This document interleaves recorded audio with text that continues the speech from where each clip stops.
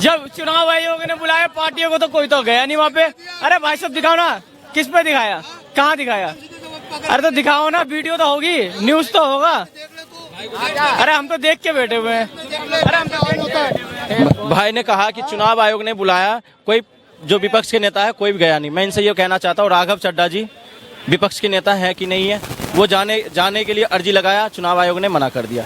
दूसरा संजय राउत ने अर्जी लगाया, चुनाव आयोग ने मना कर दिया। तीसरा प्रभात झा आरजेडी के, उन्होंने अर्जी लगाया, चुनाव आयोग ने मना कर दिया।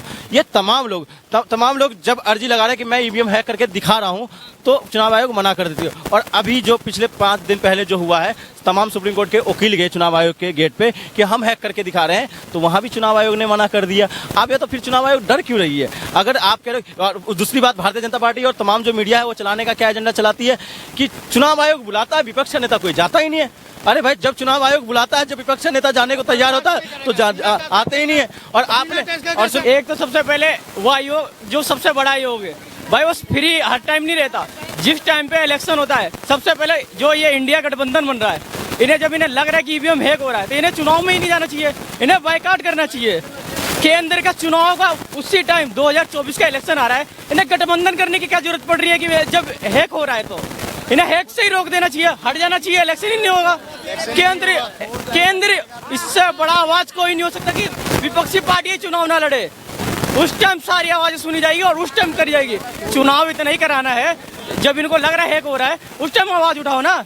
हारने के बाद क्यों उठाया जाता है? कर्नाटक जीतते हैं तो सारा चीज सही रहता है, हिमाचल जीतते हैं तो ठीक रहता है, राजस्थान जीत जाता है तो ठीक हो जाता है, फिर राजस्थान हार जाते हैं तो ईवीएम हैक हो गया। अरे इतना रोना क्यों रो रहे हो भाई? लड़ना है तो डायरेक्ट लड़ो, हारना है तो डायरेक्ट हारो। पर एक सवाल है कि जब कांग्रेस जिंदगी भर का रोना है। जब कांग्रेस की सत्ता थी, उस समय जब लगातार भाजपा हार रही थी, तो उस समय अडवाणी ने दावा किया था कि ईवीएम हैक हो रहा है, उन्होंने चुनाव आयोग पर आरोप लगाए थे। अब क्यों शांत?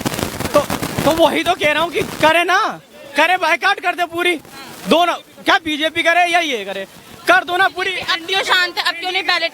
तो उसके इंडिया खिलाफ कर दो, इंडिया खिलाफ, सारे इंडिया एक तरफ हो जाओ और कह दो हमें चुनाव ही नहीं लड़ना। इनका एक मैं जवाब देना चाहूंगा।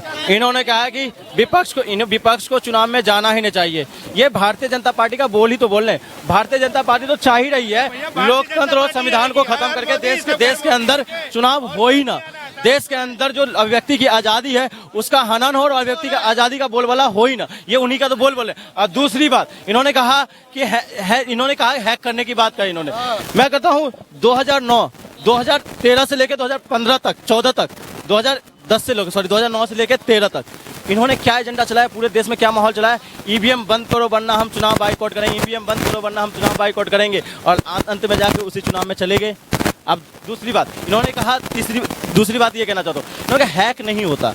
मैं इतना ये पूछना चाहता हूँ, हैक नहीं होता, मुझे ये बताइए, जितने ईवीएम मशीन है, जब चुनाव के टाइम में जाता, कोई भी इलेक्ट्रॉनिक्स आइटम होता है, उसका चार्जिंग कैपेसिटी होता है। आप ये बता, अचानक रिजल्ट के दिन 100% चार्जिंग कैपेसिटी कैसे हो जाता है? यही तो पूछना चाहता हूँ मैं।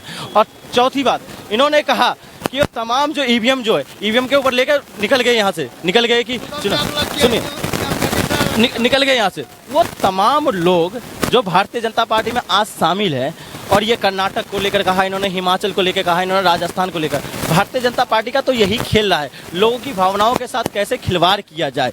उन्हें 5 राज्यों का चुनाव का नतीजा क्या था, सारा आंकड़ा क्या दिखा रहा था। आज अगर आप भी अभी भी फील्ड में जाइएगा तो आपको पता चल जाएगा, लोग वहां कांग्रेस को चाह रहे थे, लेकिन इन्होंने भावनाओं के साथ क्या खेला, इन्होंने एक तेलंगाना को दे दिया जहां इनका कोई वजूद ही नहीं था, और बाकी राज्यों में इन्होंने क्या खेल करके, छत्तीसगढ़ में इन्होंने पूरी तरह से खेल। पर भाजपा के लोग ये सवाल उठा रहे हैं कि हमेशा ये नतीजों के बाद ही क्यों बोला जाता है कि ईवीएम हैकिंग हो रही है, पहले क्यों नहीं ये बात लगती है?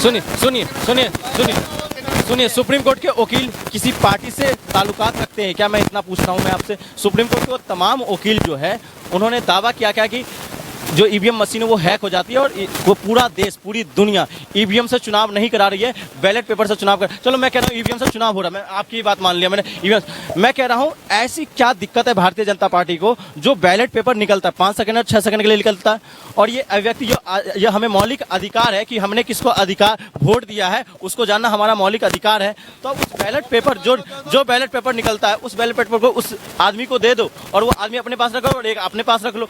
अगर आपको लगता है कोई अगर दावा करता है कि ईवीएम हैक हुआ तो आप उसी समय बैलेट पेपर और ईवीएम की वोटिंग की काउंटिंग करा लो, वहां नाफ साफ हो जाएगा, लोगों में कोई शंका भी नहीं रहेगा और चुनाव भी नाफ साफ रहेगा।